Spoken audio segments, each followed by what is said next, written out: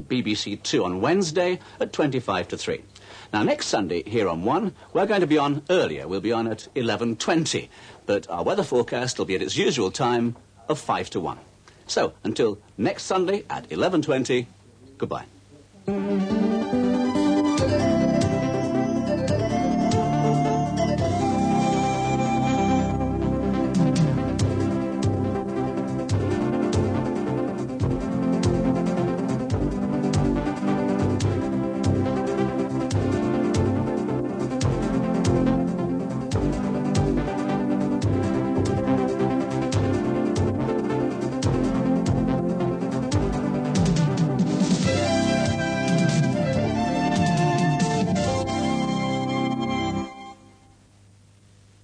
The lineup for Sunday Grandstand on BBC 2 from 1:25 includes live coverage of the Monaco Grand Prix from Monte Carlo and the Rugby League Premiership final from Manchester. My name is James Angleton. I'm appearing before the committee today freely. James Jesus Angleton was the CIA's legendary spy hunter during the Cold War. Panorama traces his remarkable career and reveals the story of agents betrayed, of an innocent man imprisoned by the CIA, and how spying on the Soviets ground to a halt. And all because of the obsession of one man.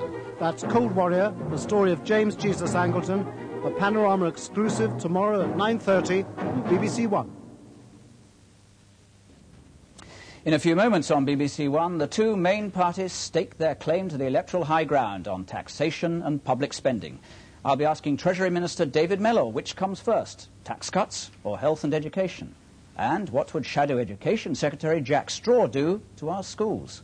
And where will he get the money? That's on the record after the news at 1 o'clock with Chris Lowe.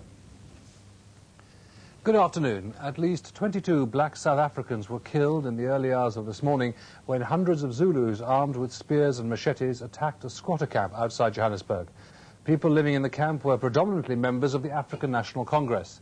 The attackers, who support the rival Inkatha movement, came from hostels in Kagiso township nearby. 2,000 people have died in factional violence around Johannesburg in recent months. According to police, about 1,000 Zulus from the Kagiso migrant hostels attacked the squatter camp at around 2 o'clock this morning. They swept through the camp, killing at least 22 people and injuring scores of others. The fearsome wounds on the bodies of many of the victims, some of whom were hacked to death and set alight, bore testament to the ferocity of the attack. The bodies of 16 people were still lying in the open when reporters arrived at the scene this morning. Hundreds of residents of the squatter camp are now fleeing the area, and the South African police have stepped up patrols in an attempt to prevent renewed attacks by the Zulus or any retaliation by the squatter camp residents. The American Secretary of State, James Baker, has been having talks with President Assad of Syria at the start of his latest attempt to arrange a peace conference between Arabs and Israelis. From Damascus, Mr. Baker is flying on to Cairo this afternoon to see President Mubarak and the visiting Soviet Foreign Minister Alexander Besmerknich. Syrian participation in any talks is vital, so Mr. Baker has to persuade President Assad that there's a cosmetic merit in getting around a negotiating table with the Israelis, even if no one has any idea about what agenda can be agreed upon. The Syrians want a UN presence at any talks. The Israelis don't want what they regard as a biased forum anywhere near them. From a spokesman for Israel's Prime Minister Shamir this morning, a quick dismissal of the Saudis and the Gulf states' willingness to observe at any peace conference. Participants are what we need, he said, adding that the Gulf states should end their economic boycott of Israel before they can become realistic negotiating partners. Michael Macmillan, BBC News, Jerusalem. Relief agencies have denied that so-called compassion fatigue might limit the aid being given for international disasters. Money is still being donated to help victims of the Bangladeshi cyclone and the famine in Africa. And it's expected that over £10 million will be raised for Kurdish refugees from today's all-star charity concert at Wembley. The final sound checks for music's biggest charity event since Live Aid. Dozens of pop stars will take part in the concert, hoping to raise over £10 million for the Kurdish refugees.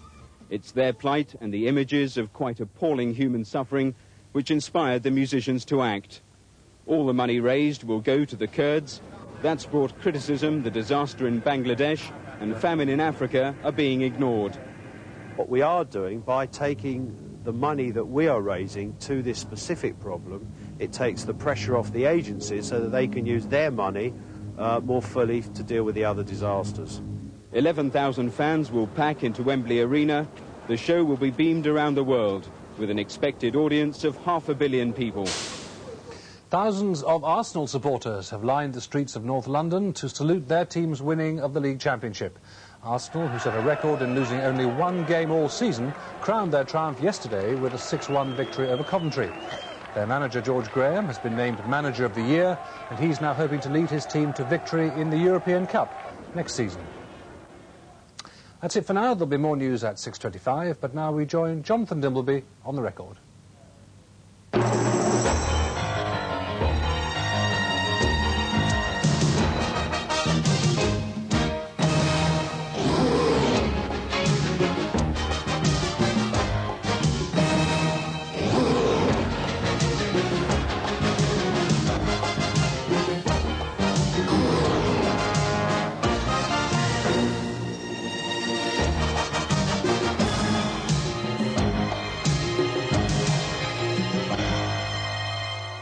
Good afternoon and welcome to On the Record. The body politic is apparently stricken by election fever.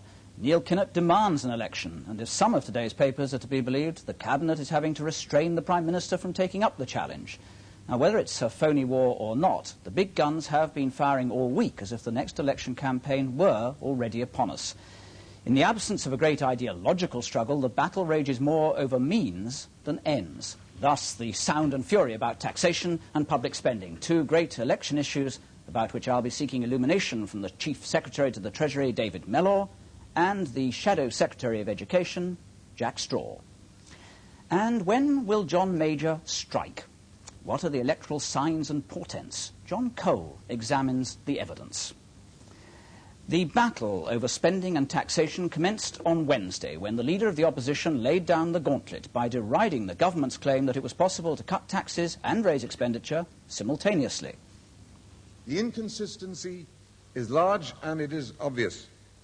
A government cannot raise the standards of public services which are currently underfunded and at the same time cut taxation. And a government which pledges tax reductions must say just what essential services are to be cut in order to pay for those reductions. And he went on to make an unequivocal pledge. A Labour government would spend all the tax revenue which would flow from economic growth to finance the public services, and none of it on the tax cuts which the Tories have promised. Mr. Chairman, I make it plain yet again that I do not consider such tax reductions to be justifiable. And I make it equally plain, yet again, that whilst the Labour government will not be raising the taxes of standard rate taxpayers, we won't be cutting taxes either. 2 days later, on Friday, John Major retaliated in his keynote speech to the Scottish Tories. After this week, we know who will be paying for Labour's promises. Every single taxpayer will be paying for Labour's promises.